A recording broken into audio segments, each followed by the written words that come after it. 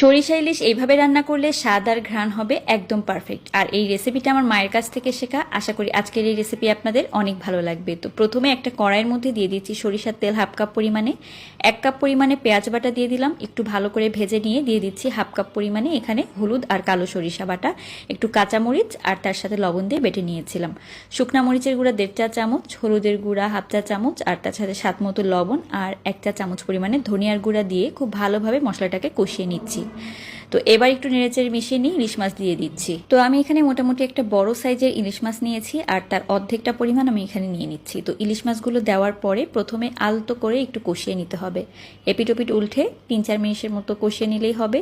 এরপর আমি ওই যে সরিষা বাটা দিয়েছিলাম সে বাটিটা ধুয়ে একটুখানি পানি দিয়ে দিলাম মাছটা ভালোভাবে সেদ্ধ হওয়ার জন্য। তো পানি দেওয়ার পরে 5-6 মিনিট একটু নেড়ে দিয়েছি, আর নেড়ে দেওয়ার পরে দেখতে পাচ্ছেন এখানে কাঁচামরিচ দিয়ে দিলাম। কাঁচা এবং পাকা 2 ধরনের কালার নিয়েছি, দেখতে ভালো লাগবে। তো মরিচটা দেওয়ার পরে 5 মিনিট রান্না করলেই কিন্তু তৈরি হয়ে যাবে সুস্বাদু সরিষা ইলিশ। এভাবে রান্না করে দেখতে পারেন।